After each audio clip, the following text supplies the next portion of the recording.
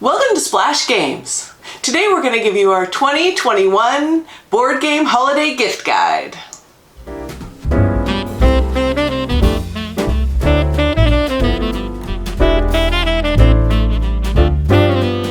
We did a gift guide like this last year, so if you want to check that out, look in the comments below. That'll give you twice as many game ideas if you haven't seen that. If you're looking where to buy board games, Target is starting to get more of these. You can always get them on Amazon or Miniature Market. If you're desperate to get a game last minute, you could always go to Barnes & Nobles. They have a great selection, but they usually cost a little bit more. So with that, let's begin. I'm going to categorize these and give you 2 games for each person I think you might be shopping for. So let's begin. The first games I have are ones I thought that men would like. I'm not sure if the person you're buying for likes the Avengers. Either way, this is a great game. This is Nidavellir, and it's the planet Thor went to get his hammer repaired. But this doesn't have anything to do with the Avengers, actually.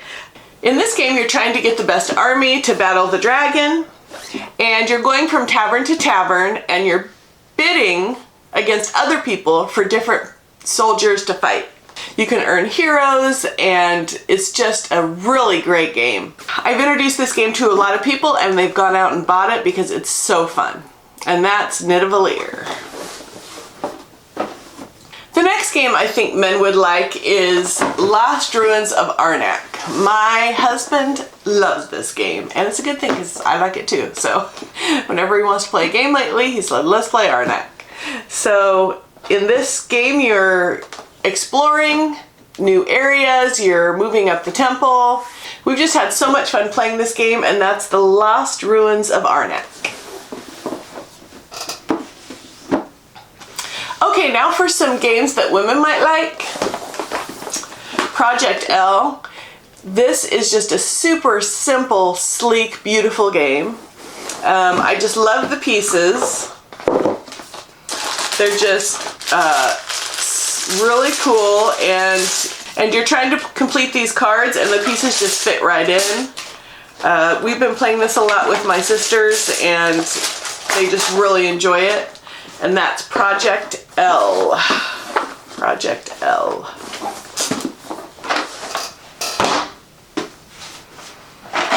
The other game we've had some fun with is called CV. What would have happened if? This game is similar to the game of life. Not the mechanics of it, but just kind of the theme. You kind of start as a child, and then you have your young adulthood, and then middle age, and then old age, and I just love the theme of it. You're rolling dice and getting cards, and yeah, that is CV. Okay, now we're moving on to the teen girls. The first I think the teen girls would really like is When I Dream. It's a beautiful game, and in this game you're blindfolded, and it comes with a blindfold, and everybody at the table is trying to give you clues. Unfortunately, some people are not actually giving you the clues that you need, and some are, so you have to kind of figure out who's who's giving you good clues, and what the cards are in front of you. So it's just a really cool idea and just a beautiful game, When I Dream.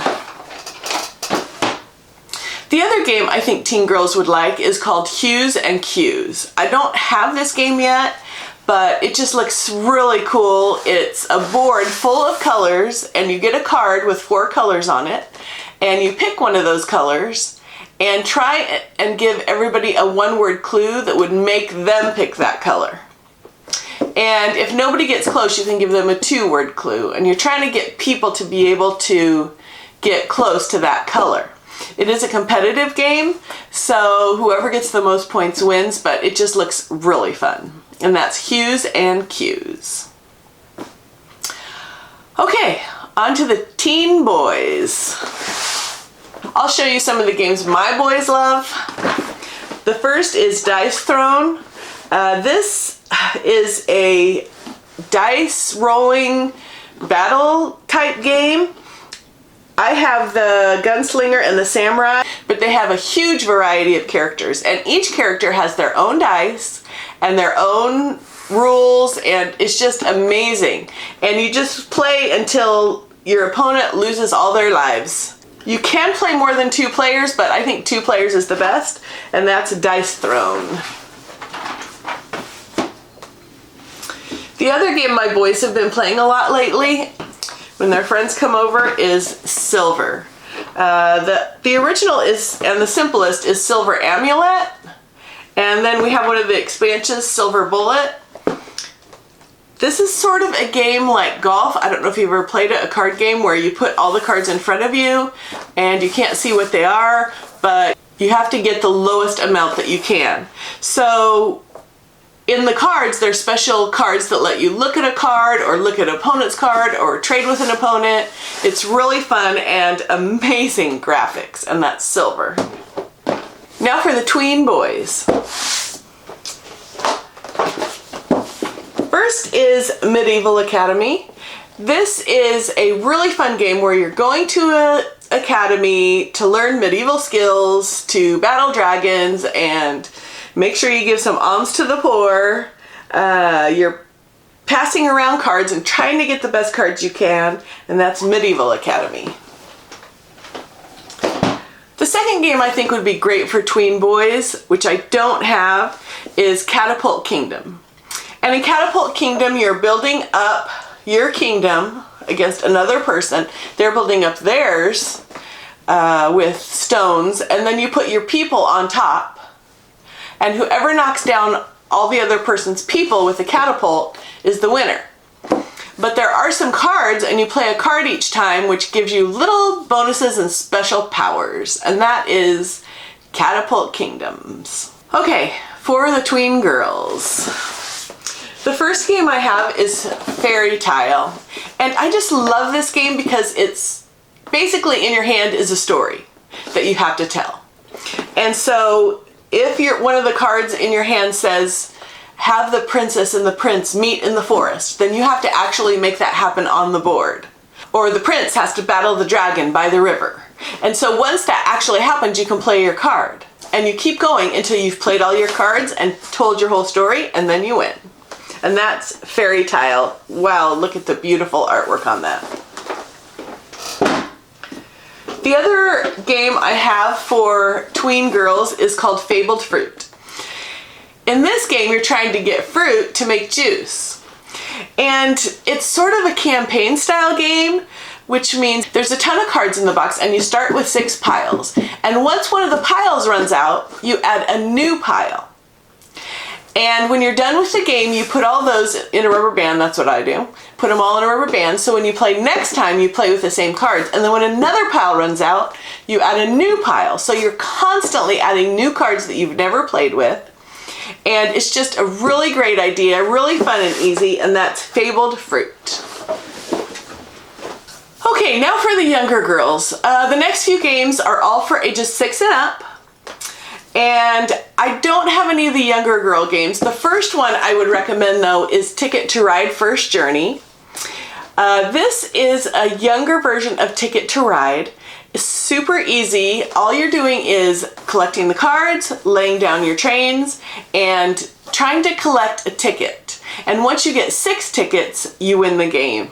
It's super easy and a really simplified version of Ticket to Ride, and that's Ticket to Ride First Journey.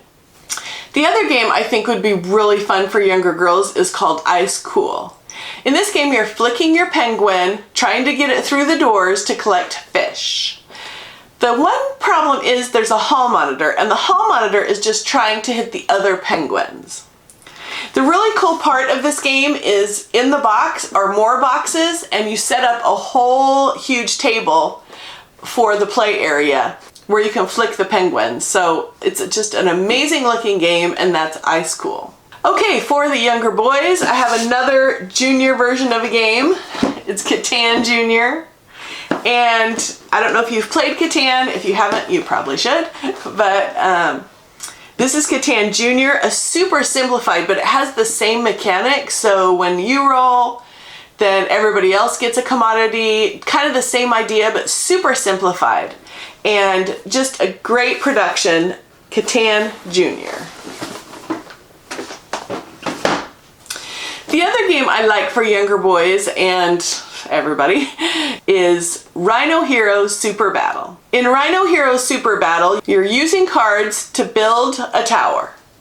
And whoever is highest on the tower when the tower falls, without being the one that made it fall, is the winner.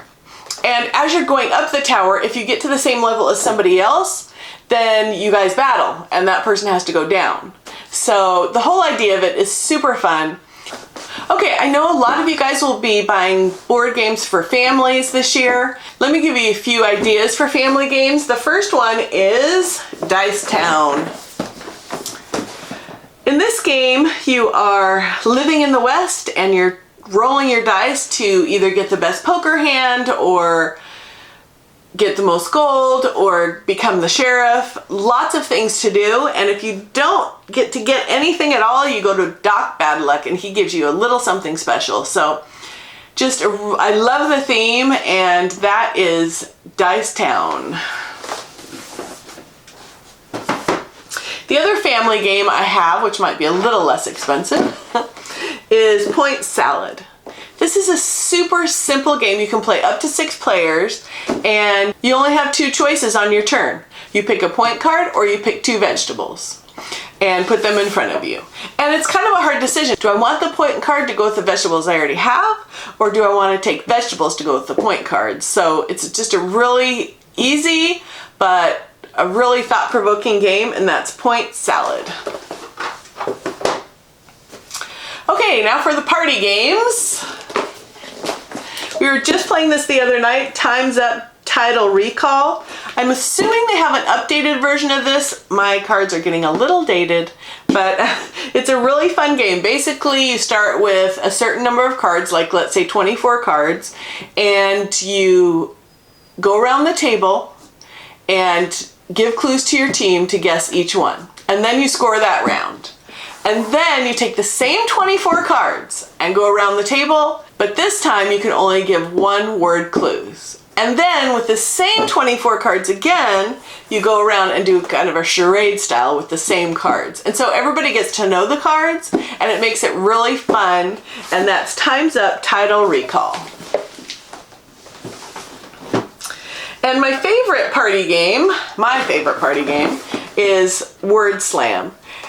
In this game, there's 2 teams, and one person on each team looks at a word and is trying to get their team to guess it. But the only way that they can guess is to actually use the cards in front of them, which there's nouns and adjectives and verbs, and they're putting their cards on the trays trying to get their team to guess the word. And it's so fun because you're moving cards around and trying to get your team to guess, and that's Word Slam.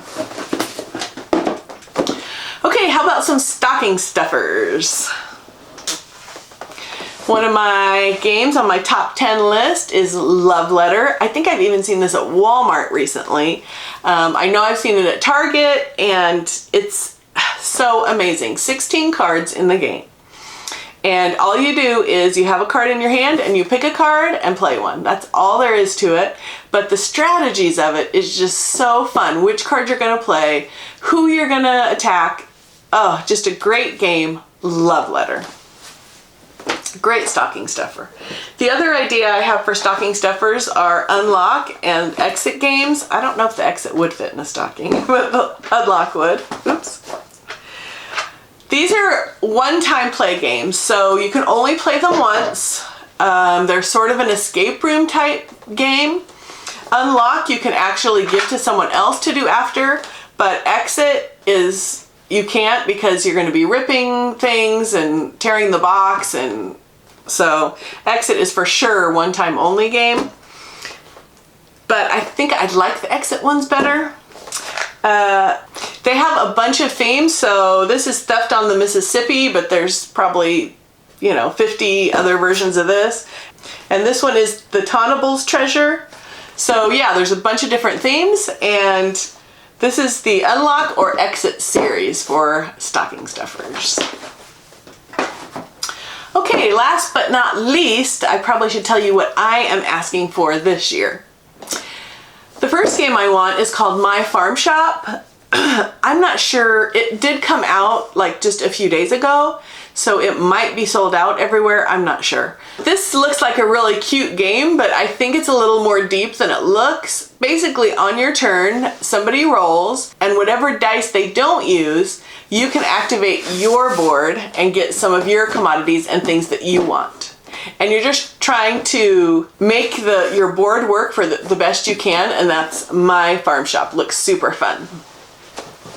The other game I'd like to get is a game that's been out for a while, and it's called Everdale. It's probably one of the prettiest games out there. It comes with a big tree that you build and just amazing artwork. The artwork looks like it would be a kid's game, but I think it's a little more advanced than that. You are trying to build a city of 15 cards and trying to make the cards work for you, but it looks really beautiful and really amazing. And that is Everdale. And that's our gift buying guide for this year. Don't forget to check out the list from last year down below. And don't forget to like and subscribe. And happy holidays from Splash Games.